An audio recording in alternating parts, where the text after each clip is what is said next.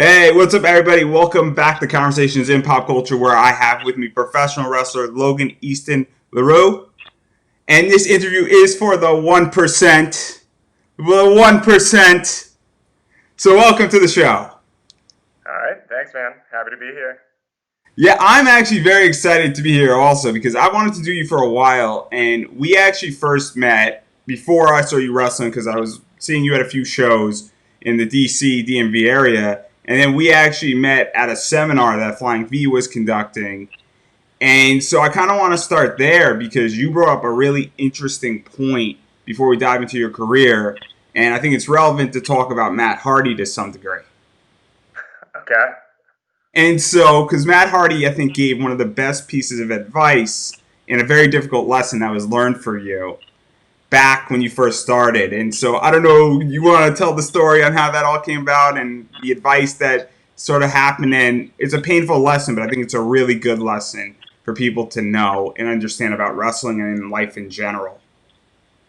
Yeah, definitely. So, Matt Hardy, I do want to preface, he could not have been more correct after this. It was more my own realization later that I acted like a fucking asshole.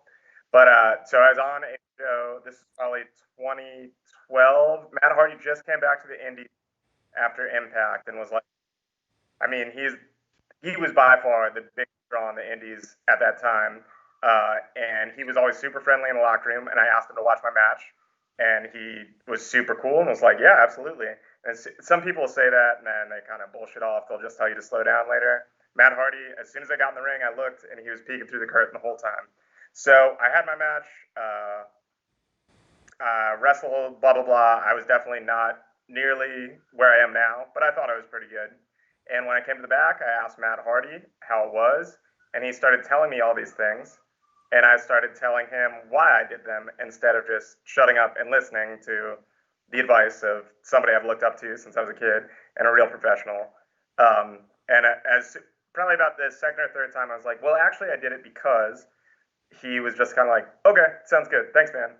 And it probably took me 10 minutes to be like, Logan, you're a fucking, can we curse? I'm sorry. Logan, you are an idiot. You could curse. You could curse. From like a real master, and you're telling him that actually he's wrong. And I think that carries in wrestling for sure. It should always be shut up and listen. And even if you don't agree with the advice, give it some time to digest, and maybe you can throw it away later. But somebody who really knows what they're doing, you should be listening to. And I think in life too, it's better to be quiet and listen than speak up and be wrong. And the reason why we bring this up is because I think that a lot of people in the indies don't know how to do that. They also all I think think Twitter makes it a lot worse too. Yeah.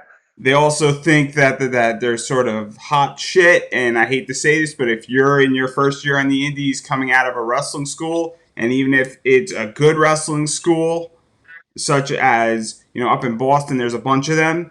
You're not really that good, and you're not ready, and it's kind of like success is for a lot of people is copying people who've already been there and done that. And so the reason why I bring it up is not to disparage Matt Hardy, not to disparage you, but I think it's such a good lesson to learn so early on. And this all came about because we were at a seminar and this was discussed, and this was discussed in a non-wrestling seminar for non-wrestlers, but people want to be in the industry. And I think it's even more important for people who are not in the industry, such as you want to be a referee or you want to be on commentary or you want to be writing, to understand that level. And I think it's the best place to start because, 8 years later, obviously, I think that lesson still sticks with you. Yeah, definitely, definitely. It was I mean, like you said, it's kind of a painful thing to learn, and like it's every once in a while I'll be sleeping or trying to get to sleep, and it's like a bring it up and cringe type thing. But I'm glad that it happened. I'm glad that I have that knowledge now. I would say to just shut up and listen. And then I'm going to throw this out there for anybody watching. There's a great picture of Logan at this seminar with his hand across my throat. And then you see my face, and it's this great picture. There's a bunch of other people. I think Bryce is in that picture too. And I think Jason might be in that picture from Flying V. And so if anybody has that picture, please shoot me a message on Facebook or elsewhere because I would really love a copy of that photo to throw up on my Facebook page because I think it's great and it's just an amazing shot for so many reasons. But anyway, I want to talk about your career. I think your last 4 years have been some of the most amazing work that you've done. And I know that you got a lot of friends in a lot of different places and you're close with people. And I just want to talk about wrestling. And I know one of the people that you're close with is Race Jackson. And Sure. you've had some pretty interesting matches that you've seen against Hype Rockwell and everything that took place in Jakara. And there's a whole history between those two wrestlers and involving tag team titles, involving various matches of some of the best talent in the world. And I know that Jakara is somewhat of a dirty word, but I think we're all adults in the room here that we could talk about wrestling and separate all the dirty laundry between those two. Just throwing it out there for everybody before I get shellacked here. So, what was it like watching those two go at it? Hype Rockwell and Race Jackson. It was good. Like you said, there's a lot of history there. Race Jackson dropped the stage on Hype Rockwell's head. I would say the first time that either one of those two ever really had success was as a team in Chikara, and initially a very kind of disliked team, despite that not being the goal. It's like a C-level Roman Reigns reaction, I would say, or John Cena reaction, I would say. But slowly they kind of won over the fans, and then they wrestled Race Jackson and Hype Rockwell, had the loser has to wear a mask match, and Race Jackson, as young and handsome as he was, lost and became the Artist Blank. Yeah. And how did the canvas of Blank develop? Because that was a real enlightening moment for Blank. And I felt that because when we go through Chikara's history and all that stuff, Blank, this was Race Jackson became Blank, and that was the first time that Blank or Race Jackson had a massive singles outreach and went on this amazing tear, going up against people like Penelope Ford and different wrestlers in that caliber, and also later on having a fantastic match with Still Life with apricots and pears. And Still Life is amazing. So Yeah. what were all those matches like? And there was a little bit of a sick match from Blank with Still Life and the removal of the mask, and it was pretty intense for those who saw it. It was actually a little shocking to watch it on my perspective. So what was that entire history like, seeing it firsthand? So, from what I understand, Blank was kind of given or found two prospects at the Wrestle Factory and created works of art with them, and Still Life with Apricots and Pears and Ursa Minor in the Night Sky. Ursa Minor and the Night Sky left fairly early on, but Still Life developed their own fan base, and Still Life is one of the most natural connections with the fans, I think, of anyone, because they were comfortable enough to be vulnerable and be honest with them, and through that, they support Still Life throughout, and currently you can see them now. They're doing great. That match at night 2 at King of Trios, the final King of Trios, Blank versus Still Life with Apricots and Pears, is by far, I think, Blank's best match, and tied with Race Jackson's best match. It was a match that I know Blank was very proud of. He felt like that was the exact artistic vision, and the crowd at King of Trios reacted exactly as Blank would want his audience to, and that I think they were shocked. They wanted Still Life to win. There was a feeling when, like you said, when that mask was torn on Still Life, when the true Still Life was revealed, that I think the whole crowd was just kind of in silence, but fully engaged. Not the bad kind of silence.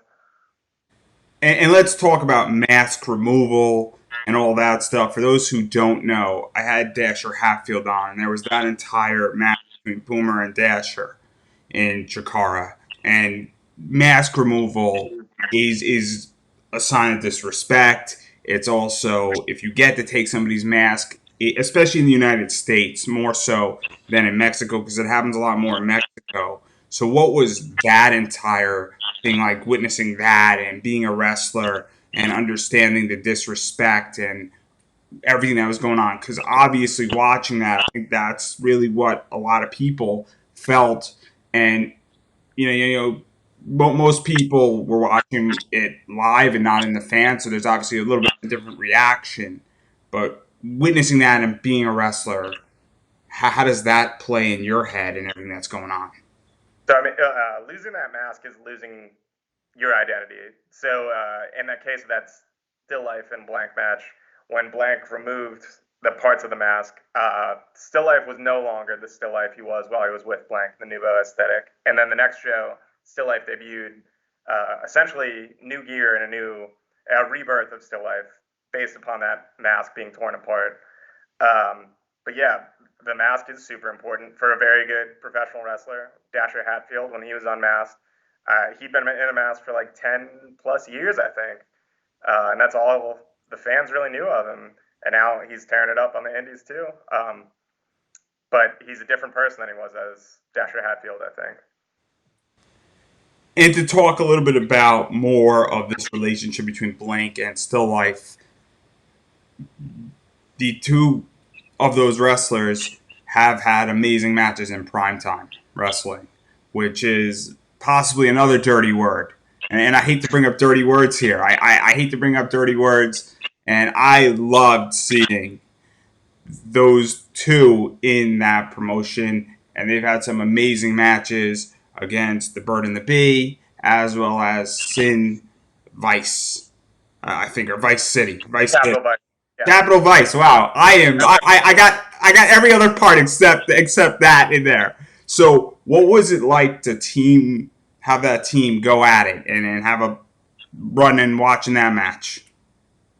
It was great. I've known both the guys in Capital Vices for a long, or Blank also has known both the guys in Capital Vices for a long time. And the Bird and the Bee, I wish that Still Life and Blank, while they were still getting along in Chikara, could have had a match, possibly for the tag team champions.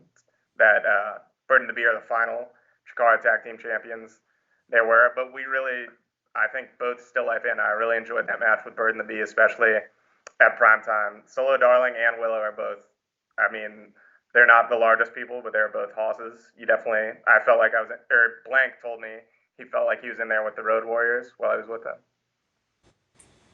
And now, let's get into Nova because Okay. I like Nova and I think Nova is and the matches they put on were fantastic, and I think it's a shame what happened with all of Nova and everything in between.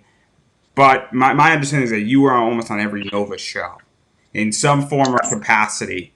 I think you were on all of them, or you might have missed two of them, and then somebody named Leva Bates might have filled in for you on one of them.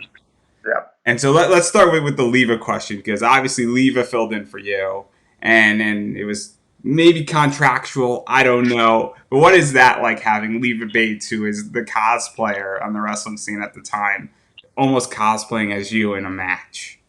Yeah, I didn't know it was gonna happen. So there was I think that was the final Nova tryout show was before that women's show, which was the second to last Nova show, and Leva Bates was on it, and I think she was the one that came up with the idea of like who's big here that I could be, and it's kind of like it was between either me or Eric Royal, and I think her dressing up as Eric Royal might have been not the move, so she was me.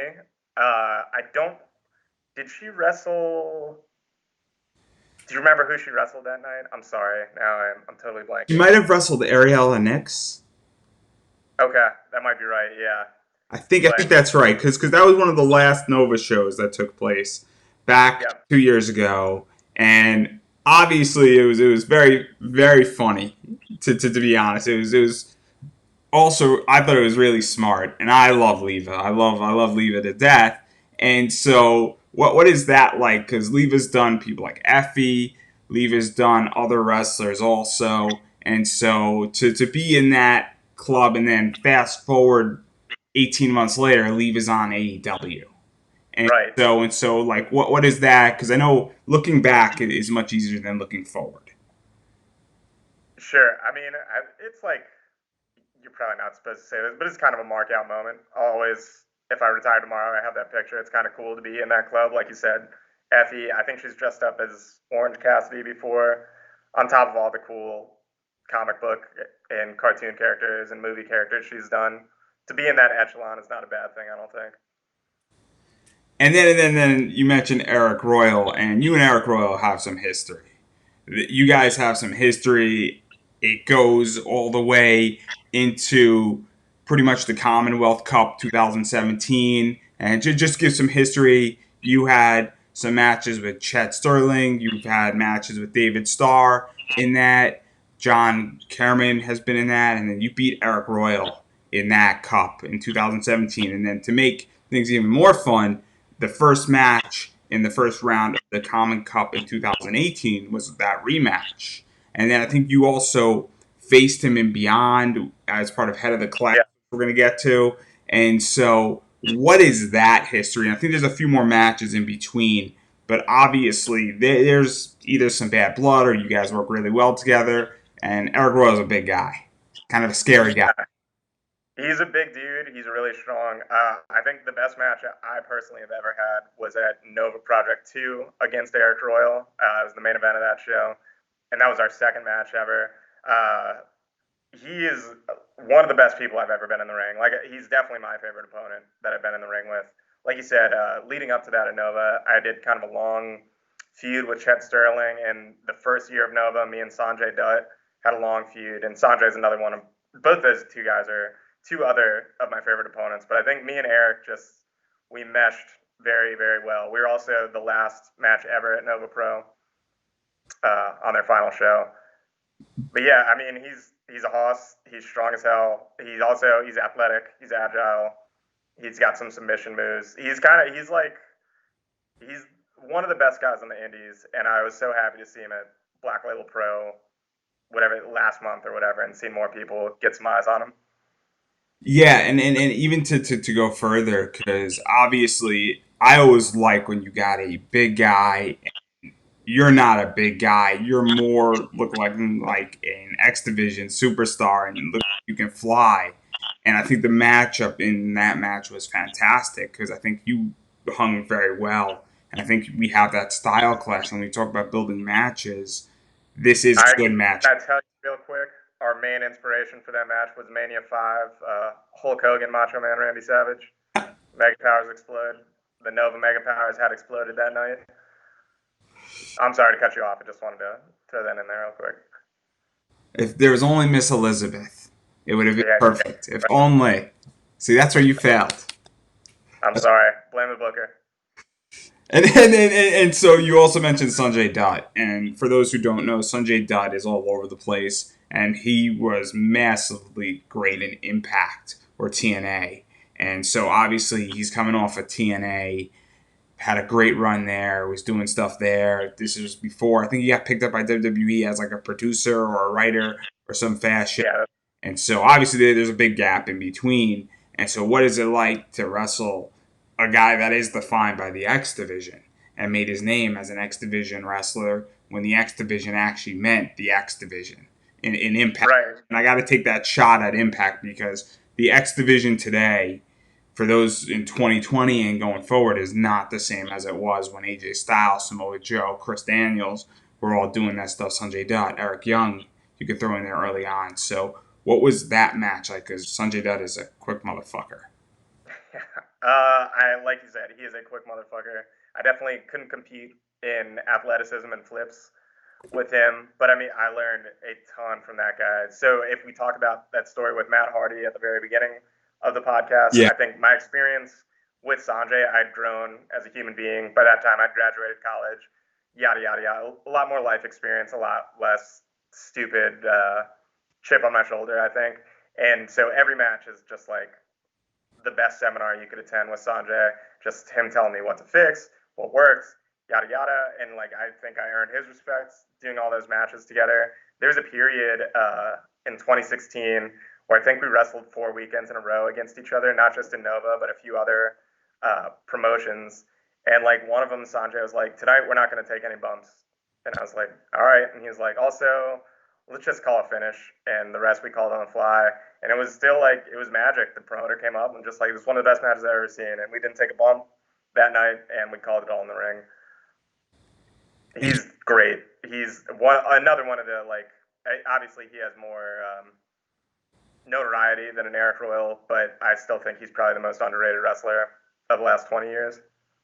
Well, I think you're in that running too, because everybody I speak to, when we drop underrated, Billy Dixon just put out a tweet and asked who's are the most underrated, and you list a bunch of people, and you were included in that tweet, with a lot of other people, and I really think that you're massively underrated for what you've done and what you do, and everything that you've done throughout the last 10 years, and I think it's really unfortunate that more people don't know your name. And I really think that by saying Sanjay Dot's underrated and Eric Royal is underrated, I think that very much you're in that listing too. And I really think that. And I think it's you really are gifted at what you're doing. People don't understand how good you are. I appreciate it. Hopefully, more people will see. Maybe after this. And to talk about that, because I think where this started to happen is in Nova, and it surrounded the PWI Ultra J title. And obviously, you had 2, 3 matches before that were not successful, but then you beat Chet Sterling in a ladder match in Nova. And so that was something that's very cool. Obviously, the PWI Ultra J title is defended also in Carolina Wrestling Federation Mid Atlantic. And you've just had a series of great matches. So, what was that like, though, being in a ladder match? Because people love it and people hate ladder matches as wrestlers. And there's a mixture because when you're falling off a ladder, it could hurt. Yeah, I mean, it's like you said. I'm not the biggest weapons and gimmicks match type guy. Although I love watching that stuff. I have a ton of respect for deathmatch wrestlers. You're not going to catch me in one of those. Ladder matches too. Like especially when I was a kid, I was such a Hardy Boys mark. Ladder matches were my favorite. The match with Chet, I'd had a few ladder matches before, but that's probably the best one I've had. And um, like you said, it's dangerous. He gave me a blockbuster off the ladder, and I tore my labrum. It's just a small tear, but tore my shoulder during that match, which isn't a lot of fun. I couldn't bench press for like 7 months afterwards. I lost about 15 pounds. Um, but yeah, at the end of the day, I won that match with my torn shoulder, and I held the J Cup or J Championship until Andrew Everett beat me about 6 months later. And let's talk about that journey to it, because it's not the smoothest path of the people that you dealt with, because the belt was also, as I stated, defended in Carolina Wrestling Federation Mid Atlantic, Yep. which is more down south, and you face people like Alex Daniels and Tracer X, and then also in Nova, you and Sage Phillips really had a back and forth situation going on in a few matches and sort of exchanged victories, and it got a little messy with that title history. And so, what was all of those title defenses like? And really, even holding, I think, because this was technically your first belt and your first singles. So, what was that entire experience like, and defending it, and everybody sort of knowing your name because you're a champ?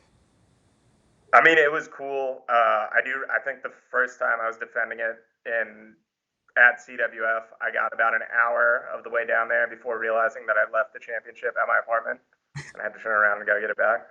So that wasn't the best part of it. Um, but other than that, yeah, like you said, it was cool. It'll always be written somewhere that I was a champion with it.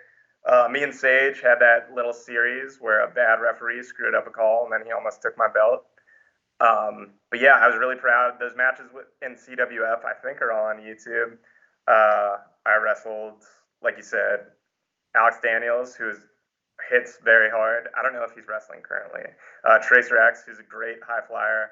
I really liked that match, and then lost it to Andrew Everett. Yeah, let's talk about him because he is something else. Yeah, man, they are always sticking me with these flippy guys. I have like a crooked moonsault, and that's pretty much the height of my flipping. But yeah, he's a freak, man. That dude is like a cat. I don't know how he can move the way he does, but And he's obviously gaining a lot of attention, and he was big at the time also. So what is that like? Because you've been in the ring with some very talented, some people who are very popular, and you're trusted enough to handle that. And it's a lot of credibility from all the wrestlers that I speak to that when they give you a superstar, obviously it's hey, you can handle this, and you're at this certain stage. And so, what is that like for you when you get a guy like Andrew Everett who's killing it and does all that flippy shit, and people love the guy, and obviously he's coming in with a lot of steam, for lack of a better word. yeah, definitely, and especially at CWF, which is kind of his home. That's like his place. So I appreciate it. It feels like a promoter's putting his trust in you that you're not going to embarrass them or their company if you're the one selected to be that wrestler. So I do. It's some pressure, but I think it's an honor to be considered basically like the flag bearer for a company when a name is brought in or somebody with some buzz is brought in. Um, and then the pressure, you got to step up. You got to be. You can't really take a night off against them. You got to show you know what you're doing and can hang in the ring with those type of people. And how'd you feel that that match played out? Because I saw that match and I thought it was a great match. I really thought it was awesome to see it. I thought that it was exciting, and I thought that you really brought a fight to the guy. I did. Unfortunately, I didn't bring enough of a fight because he beat me and took my title. But I mean, it was good. It was a lot of fun. Andrew's great, and I'm sure he's probably going to be on a larger TV stage sometime in the near future. And speaking of other people that you've had great matches with, you've in Nova you face Wheeler Yuta, who's killing it, and we're gonna talk about Beyond, and he's doing great there. Jonathan Gresham, who is massively talented at submission holds. Alexander James, and you might have not been so great to him. He's not in the 1%, guys. He's not in the 1%. No longer. Yeah. Alley Cat, who just had a great match, and I think he's going to have another match later at like 4:30 or so. Tim Dunst, who's been in the DMV area for a long time. And so these are just a few people who are sort of regulars in the DMV area. So what was that like wrestling these guys in Alley Cat, these guys in the Cat? I mean, it was good. Those guys are all awesome. The triple threat match with Gresham and Tracy Williams was another match I was really proud of for the IWTV title. It kind of showed I could hang with those two because I mean those are some technical wizards, and I do not have near the submission game as those two. But the powers that be at Nova put their faith in me again to kill in that main event. I think the three of us definitely did. Yeah, and you had a few number one title opportunities for the Powerbomb TV title that then became the IWTV title, just for history. And so obviously getting even a title opportunity is kind of cool, and it shows trust, and it shows that somebody believes in you and recognizes that you have talent. And what is that like for you knowing? Because I think you answered part of it, but to even reiterate it, because from what people say is that just getting a title opportunity is great, getting the title is better, and then to be in those main event spots is kind of really important for wrestlers. Yeah, definitely. I mean, it's. I think it would be better to hold that title. I still believe I do have a number one contendership for that IWTV championship that I earned while Orange Cassidy was still the champion. Obviously, it's Warhorse now, um, but it's important. And like you said, sometimes it's better because if I don't have that title, I don't run the risk of going an hour to somewhere and forgetting a title in my house. But Yeah, and speaking about elevation of your career, because I think that really starting in 2018, obviously Nova had its problems, and that sort of started, I think, sort of in 2018, 2019. We're not going to get into the weeds, everybody, but you got a cool opportunity to go over to Beyond in 2018, and Beyond wasn't necessarily where it was where it is right now. And Beyond with Uncharted Territories is a very, very, very cool company. But Beyond's been around for 10 years. So what was it like getting the opportunity to wrestle in Beyond? It's awesome, man. I think as far as the East Coast is concerned, they're probably the number one independent promotion. It's like them. In the whole country, they're definitely, I would say they're top three, especially with Uncharted Territory, right? Like, what other independent company was putting out weekly live shows? GCW and Limitless right now are the only two Yeah, companies that are doing it. Those three companies are the three companies that are really killing it. And definitely. And so, I mean, like you said, like it's a great opportunity and it's cool to have that trust and to be noticed and get in those spots. I think one of the coolest things that Beyond did, which I wasn't eligible for because I'd wrestled for them already, but was that Discovery Gauntlet. How many people like became known through that gauntlet or had opportunity? Like Mick Moretti, who I think is fantastic. I think without that Discovery Gauntlet, he was in Bola PWG Bola last year, and I think without Beyond in that gauntlet, he probably wouldn't have been there. And he's another guy that he'd been in Chikara a few times and stuff, but for the most part, I don't think people in the United States were aware of him, and I hope now they are. and Beyond opened up something that Flying V sort of created with all that stuff. And we're on Beyond, and then we might have to backtrack to talk about the formation of it. But the head of the class, and I think this is the best thing you've done in wrestling. I really think it is. With and you showed up with Il O'Neill and Killian McMurphy, or I think that's his name. Hopefully, we won't Yep, that's it. Shamrock Shooter for those who Yeah, are confused. And you got to go up against Eric Royal and the Ugly Ducklings, and those guys are great. All three of them, and Mikey. I think it's Coach Mikey, right? yep, Coach Mikey. So what was that like to bring something that was created in the DMV up to Massachusetts and get it on to uncharted territory and get it out in front of a much larger audience than it was previously out there on? I think it was awesome. Like, and especially the fans definitely reacted. They started chanting, "Please quack back." To the as far as I know, that was the Ducklings. I think I was the only person who'd been to Beyond, and that's 6 man before. I might be wrong, but I think I'm pretty sure I was the only one who'd been there before. And the fans totally reacted. They were immediately into the head of the class. Like people were calling me Molly Ringwald and all that stuff as I'm trying to wrestle, and they were super into Eric and the Ducklings, and didn't care for me, Killian, or Eel.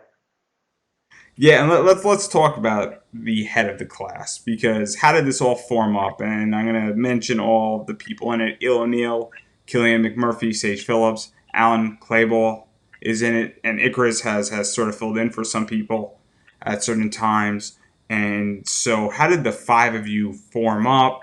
How did this team come about? Because if we look at all five of you, you're all pretty talented, and before all this, I didn't hear of at least three of you. And then when you go see it, it's like, oh, this team works, and it's great, and the entire position of it, and I think you're the leader, because that's how it seems, at the very least, in Oh my yeah, views. you got it. So how did this all come about? You know, we all had detention one Saturday, and we didn't get along. But then we wrote a letter to the principal, and at the end, we kind of figured out our roles.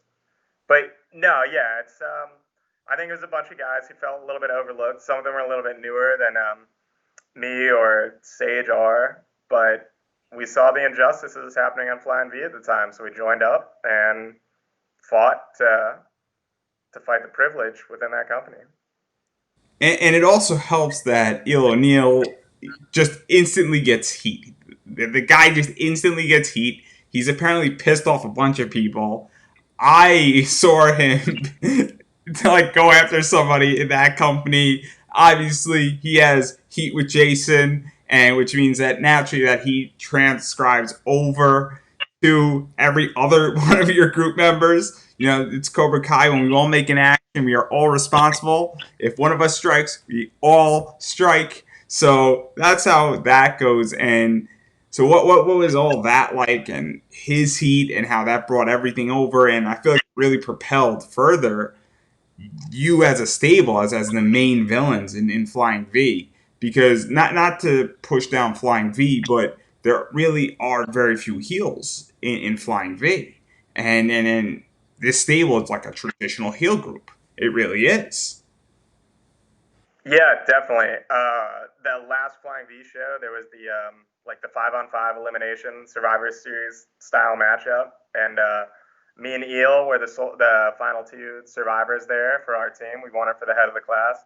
But yeah, I there wasn't a ton of heels in Flying V. It seemed like a more fun wrestling company. I think the head of class brought something a little bit different, raised the stakes a little bit uh, for our matches because of that, having a strong heel character. And Eel is great, man. Eel is he's coming a long way too. Also in primetime wrestling with Jordan Blade as Kings of the District. He's a super talented guy, man. Like Unbelievably his gifted. background is theater, I think. So his promos are amazing. His ring work. If I ever want to get ring time, he's the first guy I text, and he's always up for it and happy to get in the ring and work out with me. Yeah. Just to even talk about Eel, he had a great match at Fight Club. And then Fight Club is one of those promotions that is sort of new. It's a little bit weird where they're really getting their footing, in which that they're almost like 1 foot in and then half foot out, and then things are complicated. But it brings up, and the reason why I bring up Fight Club is because you had a match with one of their champions back in prime time, and that match was fantastic against Trisha Dore, and everything that was out there with her and what she's doing. And obviously, I think the crowd appreciated the wrestling ability, but they were not cheering for you, which is unfortunate. But that was a great match between the two of you. And so, what was it like getting to wrestle her and everything she brings into the ring? Because I think she's one of those underrated talent that's been around forever, and that people don't know what she's capable of. And I think you pushed her to her limit in many ways. Yeah, she's outstanding, man. I think she's like a champion in every sense of the word. The Pan African title, I believe that she holds currently. That match, I was really proud of. I had only really seen her work at primetime um, before wrestling her, and I mean, she definitely took the fight to me. I feel like every 2 months or so, that gif of her giving me the Lariat Tubman pops up on Twitter, and I feel like almost always does pretty good numbers. She hits really hard. If I was to write my own bullet card for this year, like the top 16 independent wrestlers to get more eyes on them, she would be very close to the top of that list, I think. I agree, and also that entire show was an amazing show. I thought that was Primetime's best show that they threw out there. I really felt it was everything from that Ultimate X style match to the Yeah. tournament and that entire tournament. And I can't even say that tournament's name. That tournament's name was it's the longest tournament name ever. It's like the Invitational Grand Prix. Throw some glitter, put anti-establishment terrorism on into there Yeah, right. tournament. That's legitimately what it is, everybody. But I thought the entire vibe with that crowd was something else, and I thought from start to finish that was an amazing show. So, what is that like to have a component in that and have a part in that match and have a part in that entire show? Because I think that show went off almost perfectly. And it almost didn't happen. It almost didn't happen because it was pretty snowy out. It's pretty rough Yeah. outside. It was pretty bad. Yeah, man. It was snowy out. There was a bunch of people coming from other areas who had to cancel, and it's always a promoter and the wrestler's worst nightmare when there's last minute cancellations. It was I because think, wasn't there supposed to be another person in your match too? yeah, Davian, who I believe is up in the Boston area. Yep, she's in Boston, and I love Davian. Davian is great. She was on my show a while back. Okay. But yeah, Davian was supposed to be there. And so what was that like? Even sorry to cut you off, but what was that like knowing that your match just went from a triple threat down to a singles match? I always, before matches, write down a bunch of ideas and strategies in my phone. And, when one of the people couldn't make it, so I had to kind of scrap the whole thing, which ended up, I think it worked out perfectly well. You can watch on YouTube and agree or disagree with me. But I think the match ended up being good. And yeah, like you said, that was a really good show. Every match was different on it. There was a cage match. There was an Ultimate X match, which I looked bonkers to me. I was right behind the curtain watching it and marking out too. Um, but yeah, and like you said, that show there was like, as far as the DMV area, that was probably the worst snow that we had last year. And it sucks that the momentum for primetime too, not to speak the things that happened later, but it was that, and then that Butch versus Gore show, which had a ton of buzz and totally sold out, and then COVID happened, and it kind of sucked all the wind out of those sails. Let's talk about that Butch versus Gore show because I don't know you know my component in that and everything that I'm tied with that. I was the sponsor for the Effie versus Faye Jackson match. Oh, Effie okay. was wearing my shirt out, so if you saw Effie with my logo on it, that was all me. And then I threw it out at that invitational, and Effie actually threw the idea. And then about 3 days later, I jumped on it and I sent Effie a shirt. It was wonderful. And I thought that show was unbelievable. I thought that show was one of the best shows that Primetime ever did. It was trending on Twitter. It got the most attention probably on the indie circuit. Obviously, I think there were more people watching that show on it, and I know that you've seen the show. And so, what did you think of everything? Because I thought it was great. I thought it was brilliant through and through. And so, I'm just curious how you viewed the show because I think you said it really well. Where prime time between that February show or January show and Yeah, I think it was like end of January, sometime around that. then to Butch vs Gore, those two shows were amazing and they were gaining a lot of steam. And then what, like, just how did you view that show? Because I thought that show was great. Yeah, I thought it was great, and I also I think in the time since that show, some of the people who are on that show's stock has risen a little bit, but I think a lot of people were featured on that show who definitely weren't known to the wider wrestling audience at the time. I don't think, or not well known. Got a chance to really showcase themselves. Of that show, that Effie Faye match is insane. I thought that. Still Life and Lady Frost had a killer, like technical with some high flying in there. It was a great match that I saw there. But overall, yeah, everyone I know who went to that show had an absolute ball. And I think that's my favorite kind of wrestling. Is like Nova had this a little bit too, where it's like it's kind of a party atmosphere. Like it's a cool thing to be at the show. It doesn't just feel like people watching. So it's like a real sporting event. Like there's people really emotionally involved in it. I agree. I agree. As somebody who was there, I felt that it was very much a very, very cool atmosphere. And I think Primetime has done that a lot. And having wrestled for Primetime, I think as a wrestler, you appreciate that because you can feel it. I would imagine with the crowd where primetime the primetime audience is very much involved. Like I've been to wrestling shows where the crowd is sort of iffy, but like with every match, primetime is very much involved, and the audience is just as much of a participant as the wrestlers are, as the ref is, as the ring announcer is. And I think with other promotions that doesn't exist, and I think with Nova a little bit as well. But I find even more with Prime that the audience is very invested in. It's kind of like the 12th man on the field in Seattle. It's a good way to put it. Yeah, definitely. It's yeah, those DMV area fans, specifically that DC area. I think primetime reached a lot of people who like either had fallen out of wrestling or really weren't too familiar with wrestling. So like one of those shows, I remember. I think the first match was Bobby Orlando versus Billy Dixon, maybe, and Bobby Orlando wore a Cowboys jersey in DC, which is like the easiest cheap heat you could get, and the people reacted nonetheless. Like he just, I don't know, threw a fireball at Jerry Lawler or something. Like it was the perfect reaction to something as simple as wearing the opposite team's sports jersey. It's like wearing a Giants jersey too. Yeah, or that, yeah.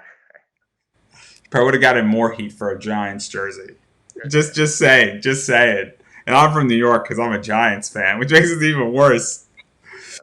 And so the last match I want to talk about, and then this is a controversial match. It's GCW's best 7 out of 13 falls, and I know you spoke about this before, but it was against Chris Brooks, and this was Orange Cassidy's GCW event, Yeah. and Orange Cassidy is doing something or whatever I think it was called or something to that effect. And so, what we have to talk about this match because it's, and I'm gonna say this in the nicest way. I think it's an idiotic idea, and I think it's also brilliant at the same time. And I'm like tipping, and I'm very confused on this because the match sort of ended, but it sort of did end. And how did this all come about? And whose idea was it? And how did this end? Because it's very confusing. I think you can watch it on IWTV. And anybody who hasn't seen this match, please go watch it. It's the most confusing thing I've ever witnessed in my life in wrestling. So basically, that show originally was Nova's Mania show, and then it became Orange Cassidy's Mania show when Nova closed. So, And I'm going to provide some background without getting too much into the weeds. So it was part of the collective is what was going on. Nova was making its journey out of DC. Nova had a bunch of problems. The collective almost didn't happen.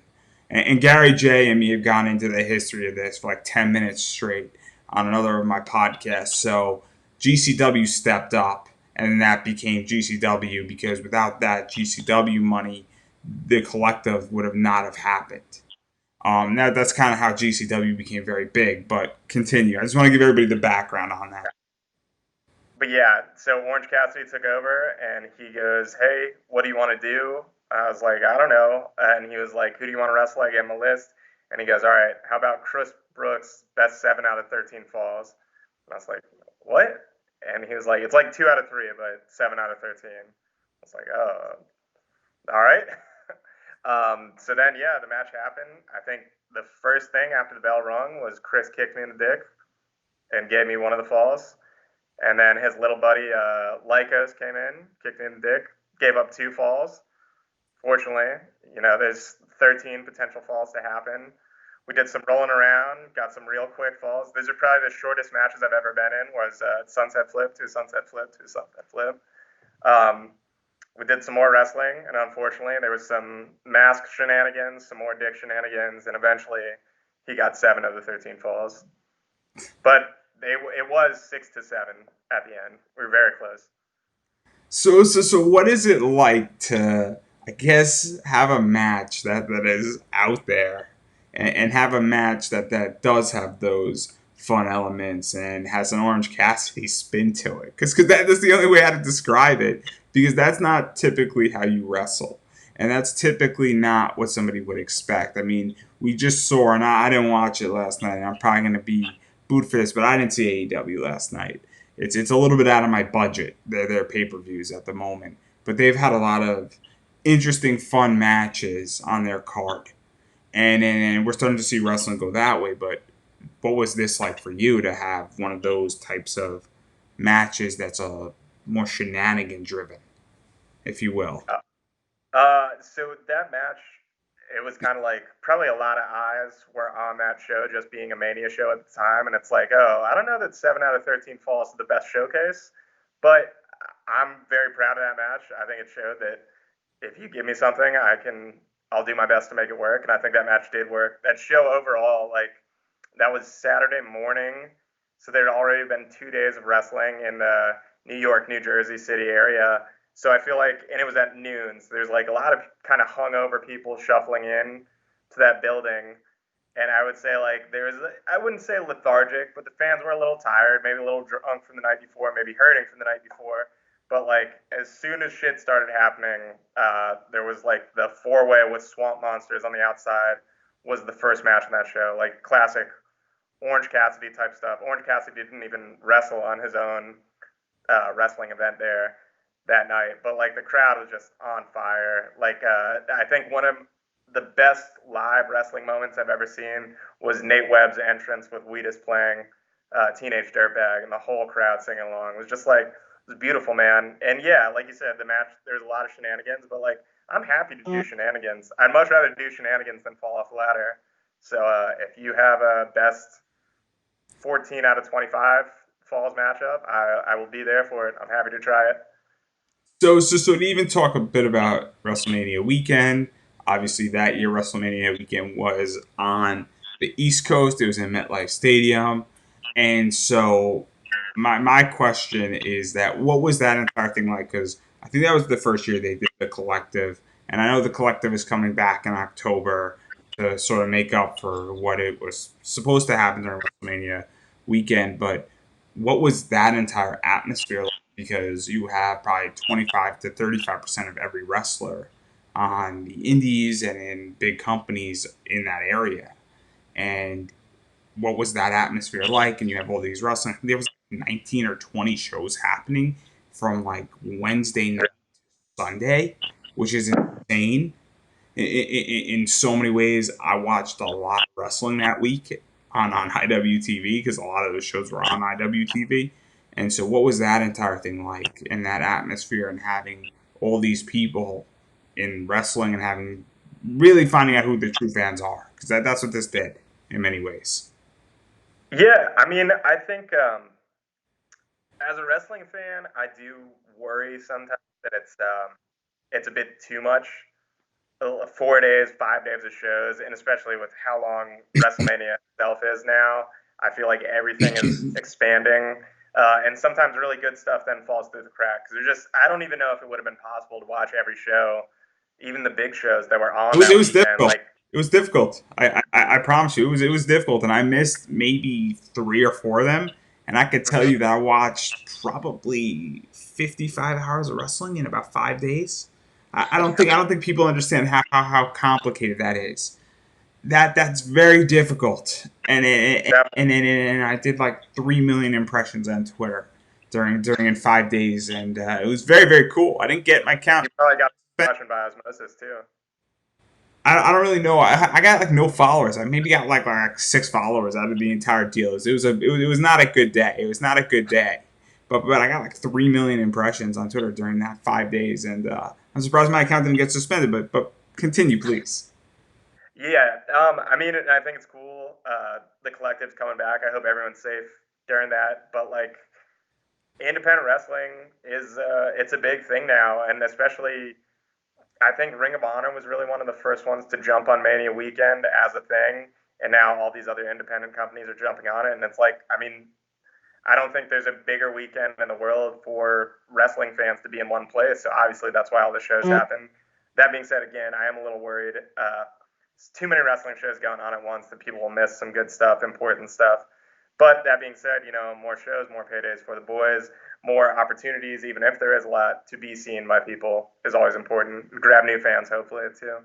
Yeah, so let's talk a little bit about that because I know that Black Label Pro is having a show tonight. And then I know next weekend on Thursday, Friday, and Saturday there's wrestling stuff going on IWTV. And then on Wednesday there's Limitless is doing their stuff that's happening. And but I do agree that there is a lot of wrestling. There's a little too much of it in many ways. Where just to break this down, and this isn't any bashing anything. You have Monday Night Raw. You have Impact on Tuesdays. You have AEW NXT Limitless on Wednesday right now. And this is what I know. On Thursday, I don't think you have anything right now on Thursday, but when Beyond comes back, that's Thursday night. Friday, you got Friday Night SmackDown. I don't know when Ring of Honor goes on. I don't know when WoW goes on. And then there's a bunch of free wrestling on Fight, apparently, sporadically, not to mention every other indie company doing something such as Anarchy does a lot of stuff on Friday nights that are coming. And so, how do you feel that? Because I think you answered it, but I do agree that stuff does fall through the crack because there's only so much wrestling you can see, and also we do have somewhat of a division where IWTV has a lot of stuff, but you have Title Network, you have High Spots is another company that does a lot of stuff, and then you have the cable side of everything. And for me, I don't watch cable. I just got rid of my cable. And I'm only watching indie wrestling, so I miss a lot of the big stuff on WWE or even Impact, which I think is doing great. I think Impact is sort of like a weird company because they're a hybrid now, where a lot of those guys and girls get to wrestle in the indies, but they're also signed to a TV deal, which is kind of a cool thing. So I'm just curious your thoughts on everything, and do you think it's gotten too big, or do you think that it's right where it needs to be? Um, I know it's an awkward question. it's fine. I think my brain says it's gotten too big. However, I'm a 30-year-old man now. When I was 10 years old, if you told me I could watch wrestling every single day of the week and I could have any match I ever wanted at my fingertips, like I couldn't have been happier. And I think there's still a lot of people that feel that way. So, I mean, why shrink it down? Like, there's more paydays for everybody, there's more stuff. And I think as a wrestling fan, you just have to decide, like, hey, I want to watch this. Hey, maybe I can put this off. It's just like good TV explodes. I don't know how many conversations I have with somebody about, like, hey, you should really check out this show that I know I'm probably never going to watch. But it's nice to know that in the event I run out of things to watch, there is something there. I think wrestling's the same way. Like maybe um, the deathmatch style isn't for you. There's a technical tournament you can watch on IWTV. Maybe you're sick of WWE style. You have AEW. You have, like you said, I think Impact is on the up and up. It's like the best kept secret in wrestling now, how good it's been. Um, and there's so much stuff, and it's I don't want I. It's overwhelming to me to try to watch everything, but I think as a fan, it's great, and I think for the boys and girls, it's great as well. And also, I'm going to add because I think the indies have changed dramatically in the last Yes, year. definitely. And I think the indies have now become also somewhat of the best kept secret. The PWI 500 just came out. There are more indie wrestlers that are known in a lot of these companies, partially due to IWTV and others that are now on that list. And I think, 5 years ago, indie wrestlers were still on that list, but they weren't as known. And so you might have Sure. a guy like Anthony Green. I think he's number 218, if I'm correct. And if I'm wrong, he'll correct me. But I think he's in that range. And 5 years ago, nobody knew who the guy was. And I think that's a safe position. And now people know who he is, and there's a reason why. And I'm anticipating in the next 5 years that John Moxley is on the cover and is the number one wrestler. I'm anticipating the top 50 spots. A good 30 of them are going to be really independent and not WWE, or NXT. And they're going to come out of the indies because I think that also the money's different on the indies now. I think also the indies are more family oriented. And I think that there's a lot of superstars that are going to make more money on the indies than they would in WWE, especially with WWE's new rules that just came out about third parties, which is a whole different discussion for another day. But obviously it's raising a lot of questions with that. So how do you feel that a lot of but also a lot of these companies are pulling out of the indies now? AEW has pulled out John Silver, Alex Reynolds, Leva Bates, Anna Jay. The list can go. Orange Cassidy, Sammy Guevara to some degree. And so, how do you feel about that? And even with Impact, as I stated, they're a hybrid where a lot of those women and men wrestle in the indies, and they're pulling out of the indies too. So, how do you feel that like the indies are almost the next generation where all these superstars of tomorrow are not necessarily in NXT but are on the indies? Yeah, I mean, when those TV companies pull guys off and don't do independence anymore, it used to just kind of be WWE that did that, but now, like you said, AEW is doing that, Ring of Honor does that, all that. I mean, the reality is it leaves a vacuum that people can fill in. Like 2 years ago, I don't know that many people really knew who Danhausen was. I remember a few years ago, Danhausen was on Nova, like a pre-show, and he killed it then, but he didn't hadn't quite found that character yet. But like Danhausen, Warhorse was just on TV. All those guys, Effie, Alley Cat, they saw those spots are opening up, and then on the Indies they can fill in. AJ Gray and Effie were both in the top 100 wrestlers in the world, and neither of them are under contract. I think that's amazing that do-it-yourself attitude that you can rise to that level. Um, And like you said, the indies are so different. When I started like 10 years ago, indie shows were like basically spot shows, and there'd be like one former WWE guy, like there'd be a Billy Gunn on a show or a Carlito or something like that.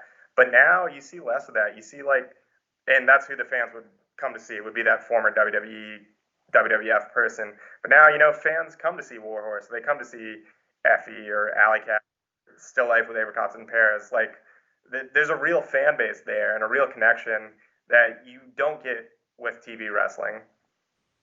And to even talk about that connection, do you think that connection has been partially built because of social media, and that Yeah. Oh, a lot totally, of totally. because I know, and this might affect my dopamine levels because I obviously tweet out at a lot of people and people retweet it and they like it, and when a wrestler who I like retweets my stuff, it makes me thrilled, it makes me happy, or they comment on it, or they check it out, or a promotion retweets it. And I'm gonna be retweeting Black Label Pro, and they're gonna retweet a lot of my stuff, and a lot of those people on that show are gonna retweet my stuff, and it's good for me, it's good for them, and so, because WWE and AEW don't do that. And so I feel that the indie promotions, especially in the last 5 years, have developed better relations with their fans in a lot of ways. And so I think in many ways that's the future, along with TikTok. That's a different discussion. Again, TikTok and wrestling, goes well together. So I think that's something that's also changed the game, and I also think that the indies have become more family oriented. At least the good ones have, in many ways. And so I'm just curious now to talk about the indies and wrestling in general, because obviously COVID hit, and we've seen that a bunch of shows have stopped. We've seen a bunch of issues with ticket processing and shows having to be canceled. And so I'm just curious, as a wrestler, from your perspective, 'cause I'm a fan and I have to go, and I'm not able to go right now because shows aren't operating. Where do you think all this is going? Because shows are now starting to do outside shows. They're starting to do fanless shows or only 30 people in the audience. And we have streaming, but obviously Flying V isn't running anything at the moment. Prime Time is right now in their own issues and dealing with that. And even if they could run something, I spoke to Gator, and he basically said they can't run without a live audience because they're too young to they need the money to do that. And so I'm just curious where you see all of this going with companies reopening, happening, and what do you think needs to happen in order for this to occur and get back on track in any capacity? I mean, I think the issue is probably bigger than wrestling independent or the TV level. I mean, with a global pandemic, I think for things to go back to the way we were, it's probably going to be a very long time. That being said, I'm impressed with a lot of the innovation that companies do in the outdoor shows or limiting ticket sales. It's still, though, I mean, that's got to hurt the bottom line, especially for guys that make their full time living in wrestling. Um, and also with winter coming up, soon, really. I mean, I don't know how many outdoor shows. I don't know if fans want to sit outside when it's freezing in Indianapolis or wherever. I hope the world can get back on some degree of a track if there's a safe vaccine or things like that. But I really can't predict what's going to happen. I think it hit the independent wrestling scene harder than it hit TV wrestling. But all live entertainment is seriously affected by this. And to even go further, because me and Facade a while ago were talking about this exact same problem, where what he was saying is that there's going to be shows in October that people are going to sit outside, but what do you do then in November? What do you do when it's Yeah. snowing out? We saw the problem with ICW, where they had a show that was completely rained out. Now, they're a crazy company where they did a show in a barn. And they did a pit fight, and then they did a show when it was sunny out in the barn in the ring of the show they were supposed to do on that Friday night, and then they did a show again outside. So they're a crazy company, but I don't know how many companies can do that. And we're also seeing that stricter enforcement of mask wearing and a variety of other things. So I agree that innovation has been the king, but also I feel that a lot of wrestlers are also now adapting and becoming better at social media. And now it's a requirement to become a wrestler, where you need to be able to wrestle, but you also need to be able to do a TikTok and engage with your fans and a variety of other stuff. And so that's kind of where I see the next evolution of wrestling, is that now it's not just about being a character in the ring or being a wrestler in the ring or cutting a promo. It's understanding social media. And we see the most successful wrestlers right now, and the popular ones, Shazza McKenzie, who I think you've had a few run-ins with, Yeah. have been very successful in that realm, and so is Warhorse. And I don't think you've wrestled Warhorse yet, I've not yet, no. but I'm sure it's on your bucket list. Maybe you'll Yeah. be the one to defeat Goldberg. I mean Warhorse, because he's on that tear. But having spoken about all that, one of the things that I like about what you do is that you have an interesting sort of side company slash business that's with wrestling, and it's 1% merch. And you do some cool stuff. You got some cool people's shirts. You got Isaiah Frazier's shirt on there.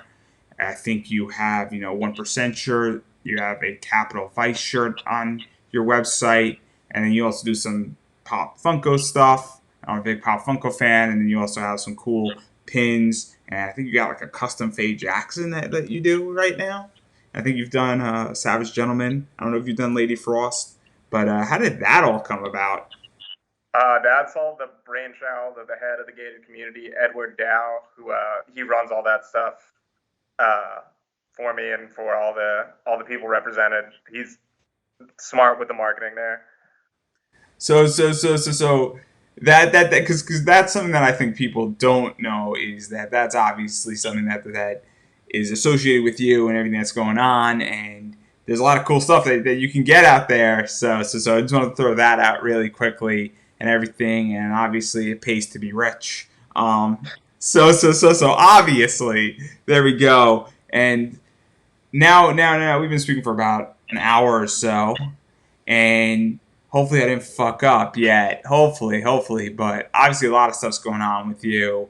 Everything with wrestling, everything is up in the air. Who knows what's going to happen next? But where can people find you on social media? Because I know you have a Twitter, because that's how we connected. But do you have a Facebook page? Obviously, 1% merch, Instagram. Are there places where people can find your matches and a variety of formats? Yeah, the best place to reach me is on Twitter at Logan Laroux, Larous. I have a Facebook, but that's my personal page. I don't really accept people I don't know on that. My Instagram is half real life, half wrestling. It's Wait, WAITLEL. And to find my matches, a lot of stuff is on YouTube.